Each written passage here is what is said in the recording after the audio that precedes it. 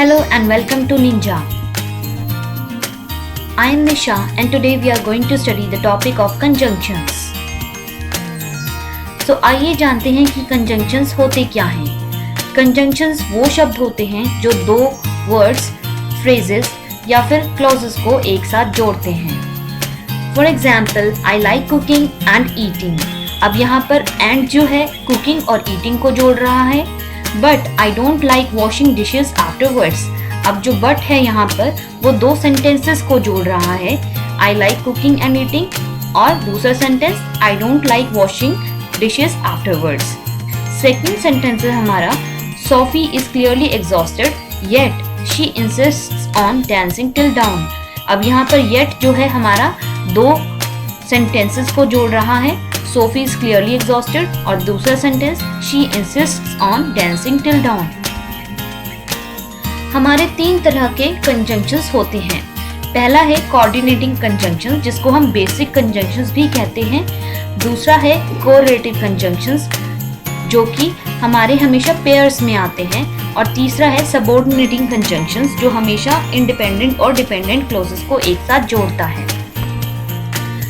तो आइए इन सबको विस्तार से पढ़ते हैं। सबसे पहले बात करते हैं हम कोऑर्डिनेटिंग कंजंक्शंस की जिसको हम बेसिक कंजंक्शंस भी कहते हैं और ये जाने जाते हैं फैन बॉयज के नाम से।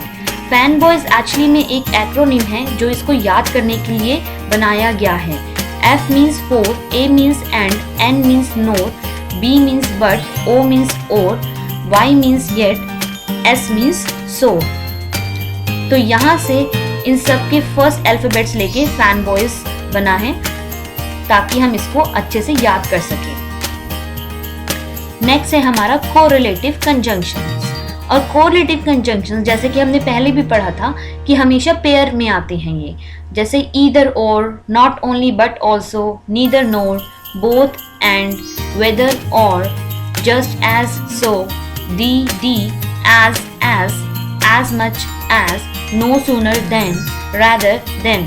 अब यहाँ पर जो बीच में डॉट्स हैं वो रिप्रेजेंट करते हैं कुछ और वर्ड्स जो सेंटेंसेस में होते हैं। आइए पढ़ते हैं इसके कुछ examples.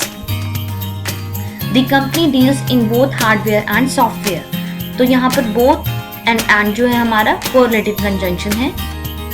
I will eat either carrots or peas for dinner. अब यहाँ पर हमारा ईदर और हमारा कोरिलेटिव कंजंक्शन है। Nisha likes neither milk nor cream cake. यहाँ पर नीदर नोर हमारा कोरिलेटिव कंजंक्शन है। Do you care whether we have noodles or rice for dinner. Whether or again हमारा कोरिलेटिव कंजंक्शन है। He not only studies hard but also works well.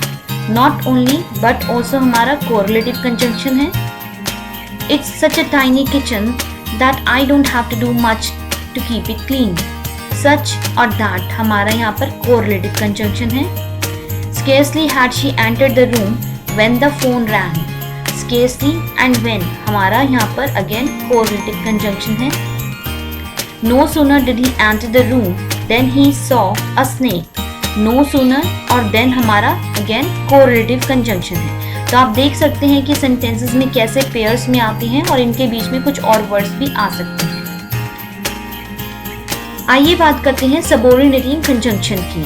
अब यहाँ पर कुछ वर्ड्स हैं जो हमारे इंडिपेंडेंट और डिपेंडेंट क्लोजेस को एक साथ जोड़ते हैं, जैसे कि after, although, as if, as long as much as soon as though, because, before, by the time, even if, even though, if, in order that, in case, in the event that, lest, now that, once, only if, provided, that, since, so, supposing, that, then, though, till, unless, until, when, whenever, where, whereas, wherever, whether or not, while।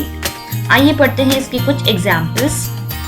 I am not going to work because I am sick। अब यहाँ पर जो because है वो हमारा subordinating conjunction है क्योंकि ये एक डिपेंडेंट और इंडिपेंडेंट क्लॉज को एक साथ जोड़ रहा है। तो यहाँ पर इंडिपेंडेंट क्लॉज है I am not going to work और डिपेंडेंट क्लॉज है because I am sick. Next example है हमारा I will not release her payment unless she completes her work. तो यहाँ पर अनलेस जो है वो हमारा सबऑर्डिनेटिंग कंजंक्शन है और वो हमारे independent clause I will not release her payment और dependent clause unless she completes her work को एक साथ जोड़ रहा है। नेक्स्ट सेंटेंस है the government might agree to their demands provided they follow the rules। यहाँ पर जो provided है वो subordinating conjunction है। अब आपको समझ आ ही गया होगा कि independent clause हमारा है the government might agree to their demands और provided they follow the rules हमारा है dependent clause। जहाँ पर हमारा subordinating conjunction लगता है तो उसके आगे वाला जो सेंटेंस होता है वो हमारा dependent clause होता है। Although she is petite, she has a lot of strength। तो यहाँ पर although हमारा subordinating conjunction है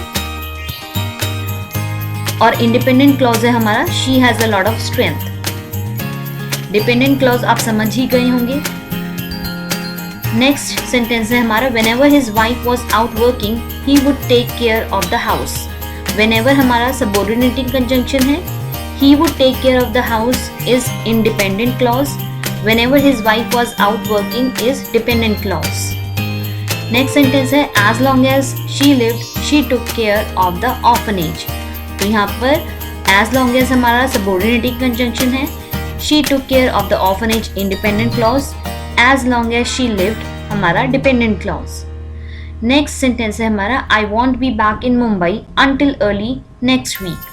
until हमारा subordinating conjunction है, I won't be back in Mumbai independent clause, until early next week हमारा dependent clause।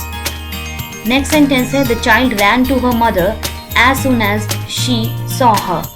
as soon as हमारा subordinating conjunction है, the child ran to her mother in dependent clause, as soon as she saw her is dependent clause। I hope you understood the conjunctions। Thank you so much। See you again